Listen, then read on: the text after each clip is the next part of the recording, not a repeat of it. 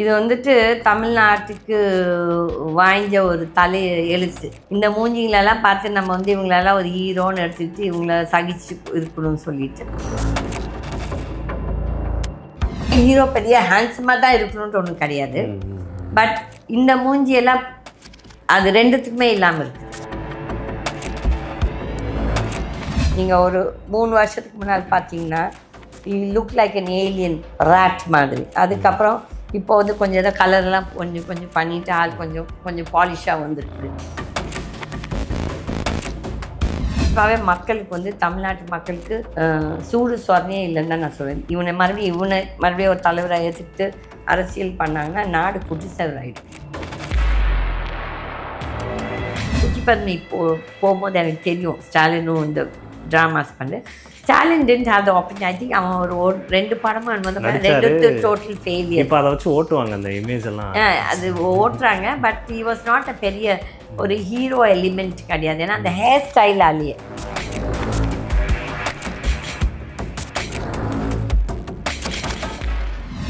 நாம் துணை முதலமைச்சர் உதயநிதி ஸ்டாலின் அவங்களோட பையன் இன்பநிதி இப்போ வந்து இன்பநிதி அவர்களை வந்து சினிமாலையும் வந்து லான்ச் பண்ணுறாங்க.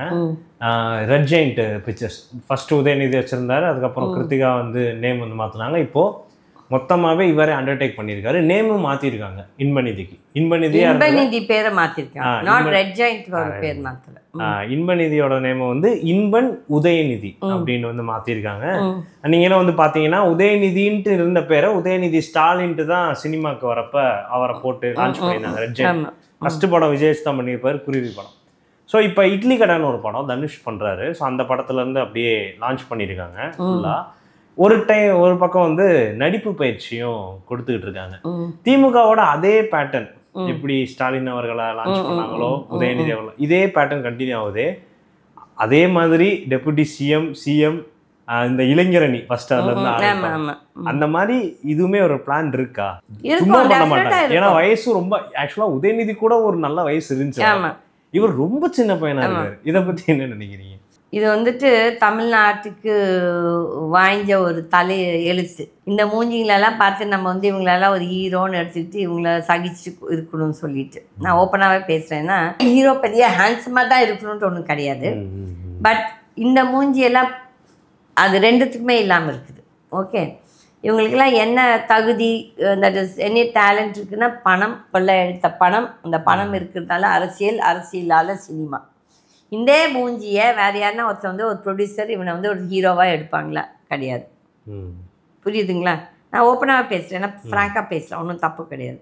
அப்போ வந்து இவங்களுக்கு என்ன இருக்குது? இன்றைக்கி பணம் இருக்குது, ஒரு ரெட் ஜாயிண்ட்னு ஒரு கம்பெனி இருக்குது, ப்ளஸ் அந்த பதவி இருக்குது. இதை வச்சுட்டு இவங்க பண்ணுறாங்க. ஏன்னா அவங்களுக்கு வந்துட்டு இந்த சினிமா மூலிமா வந்து அவங்க நல்லா தான் அழகாக தான் பிளான் பண்ணுறாங்களே, ஒன்றும் தவறு கிடையாது. அவங்களுக்கு ரைட் இருக்குது, தவறு பிளான் பண்ணுறது தப்பே கிடையாது. பட் இந்த மாதிரி மூஞ்சிங்கெல்லாம் நம்ம பார்த்து இதுங்களெல்லாம் சகிச்சு இருக்கணும்னா இது நம்ம தமிழ்நாட்டோட தலையெழுத்து. ஒரு என்ன சொல்கிற அவல நிலை. Really it is very irritating. ஏன்னா அந்த மூஞ்சி நீங்கள் முதல் பார்த்துருந்தீங்கன்னா இப்போ கொஞ்சம் ஃபேஸ் இது பண்ணியிருக்கிறாங்கன்னு நினைக்கிறேன்.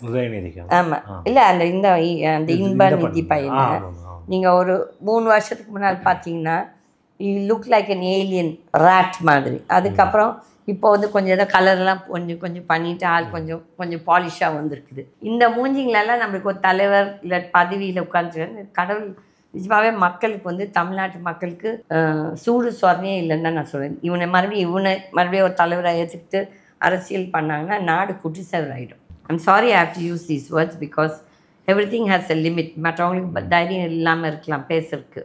இவங்க எல்லாம் பண்ணுறது எல்லாமே ரைட்டுன்னு சொல்லி எல்லோரும் ஏற்றுக்கணும்னு தேவையில்லை.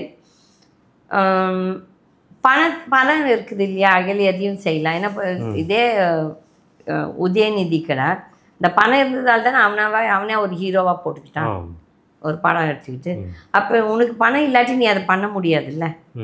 பதவி இருக்குது, ரெண்டும் இருக்குது. So they are misusing. Anyway they are playing a right game. அது வந்து அவனுக்கு லக் இருந்துச்சுன்னா முன்னுக்கு வரலாம், தெரியாது. அது பேக் ஃபயரும் ஆகலாம், தெரியாது.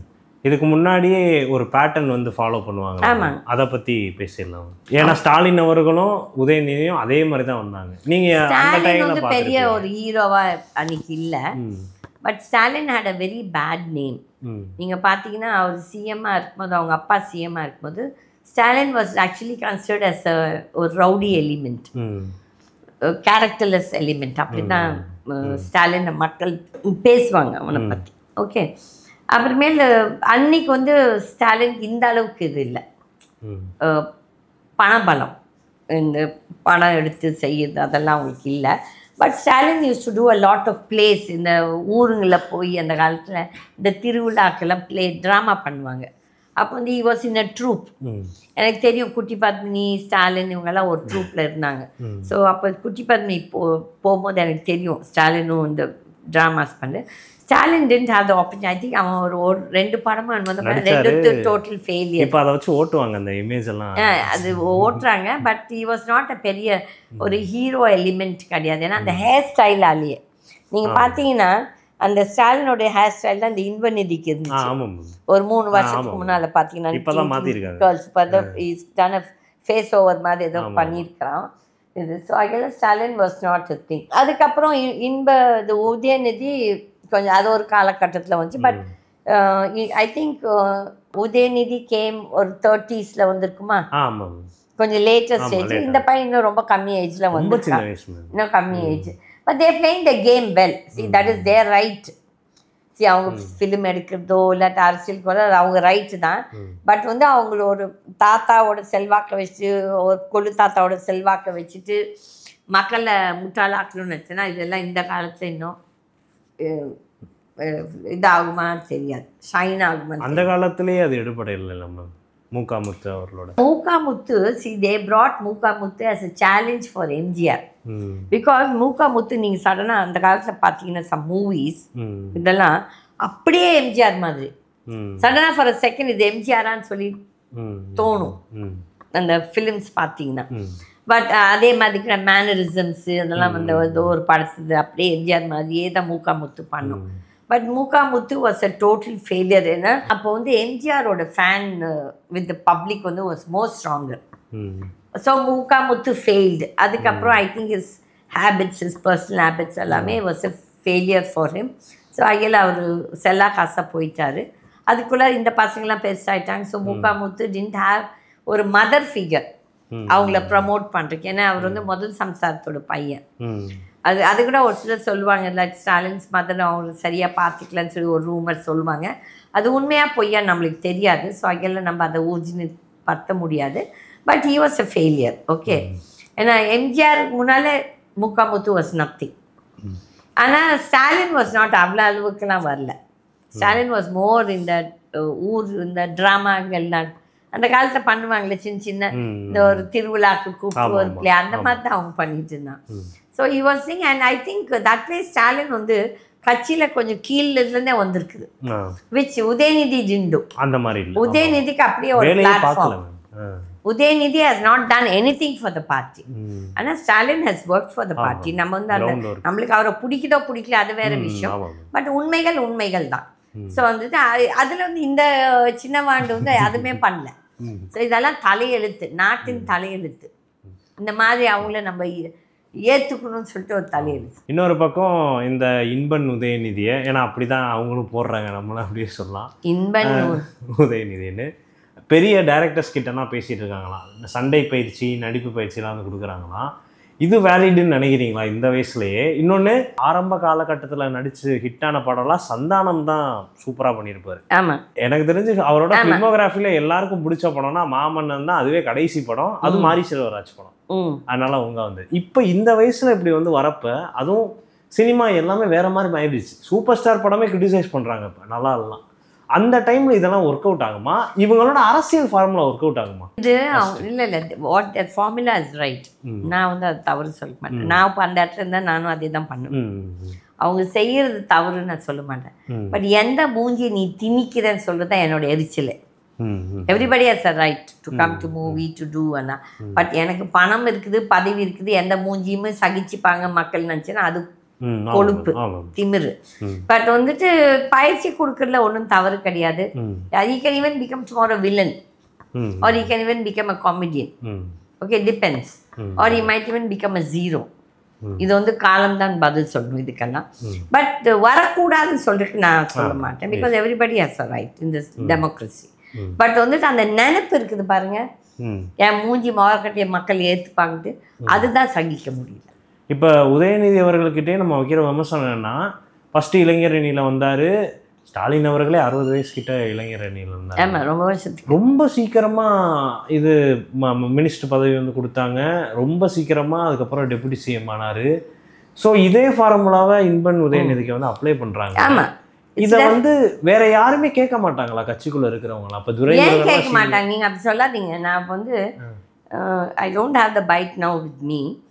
ஒரு திமுக ஒருத்தர் வந்து என்னோட ஃபேன். ஓகே, அவர் என்னோட ஃபேனு. அவர் எனக்கே மெசேஜ் அனுப்புவார். என்ன சொல்வார்னா, எங்களுக்கு உதயநிதி, இன்பநிதி, ஸ்டாலினுமே எங்களுக்கு தெரியாதுங்க. நாங்கள் வந்து அந்த ஃபஸ்ட்டு திராவிட இது கழகம், அதுக்கப்புறம் அண்ணாதுரை கலைஞர், அதுக்கப்புறம் இவங்கெல்லாம் எங்களுக்கு தெரியாது. பட் வேற என்ன பண்றது? இப்போ நம்ம என்ன பேசினானா எங்களை கட்சியிலேருந்து நீக்கிடுவாங்க. எங்களுக்கு அந்த அளவுக்கு செல்வாக்கு இல்லை. ஸோ கட்சிக்காரங்க முன்னால சொல்லாட்டியும் கண்டிப்பாக உள்ளார எல்லாரும் they are complaining.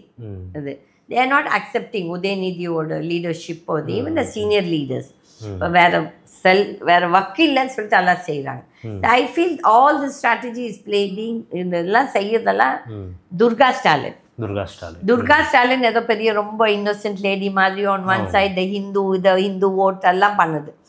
இப்போ என் பையன் உதயநிதியா இருந்தானா, and if I'm such a Hindu கோயில் நம்பிக்கை இருக்கான்னா, என் பையன் வந்து மக்கள்கிட்ட வந்து ஓட் கேட்கும் போது, நீ வந்து நான் கிறிஸ்டியன் எனக்கு ஓட் போடு நீ சொல்லு, அன்னைக்கு சொல்லுவியா?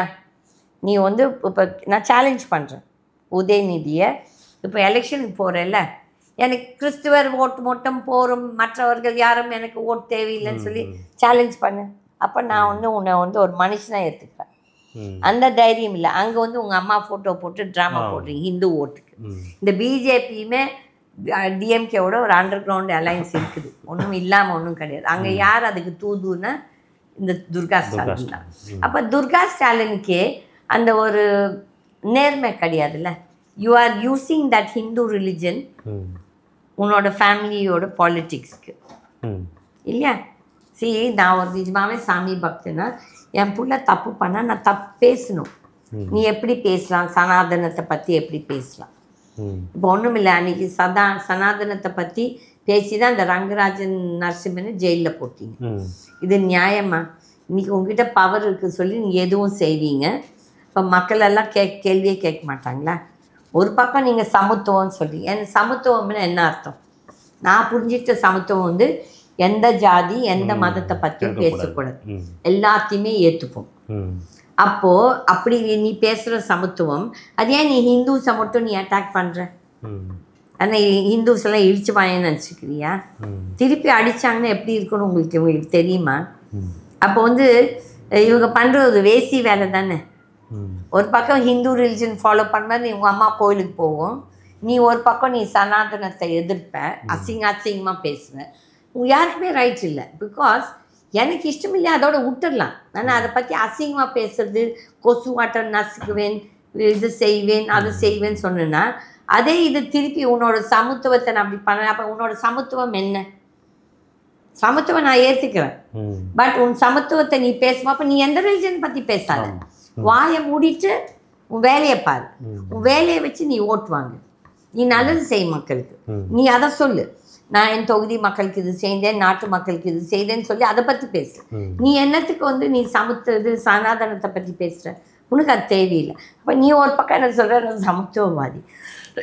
சமத்துவவாதியாக இருந்தனா எதுவுமே பேசக்கூடாது. அப்போ நீ ஒரு பச்சோந்தி.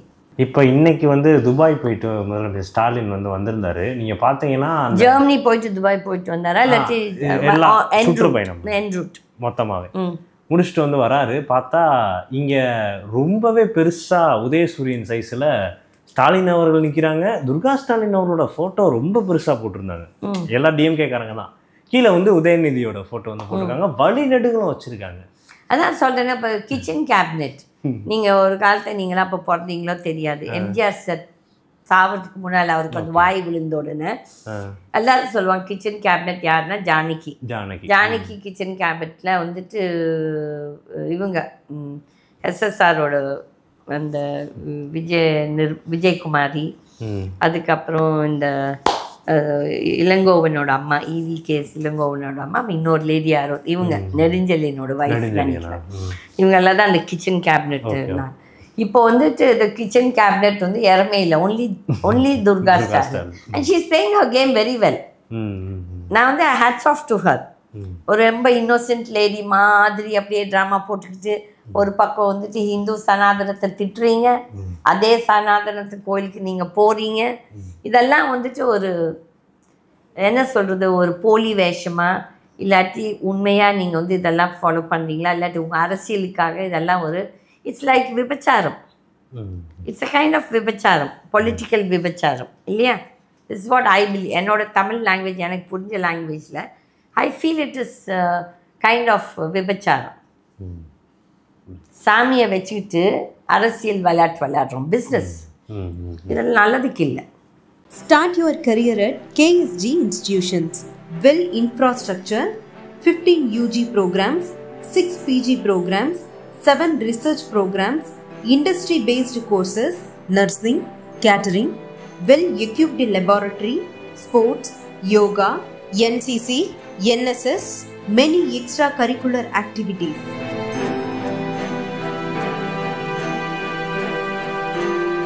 No donation, no capitation.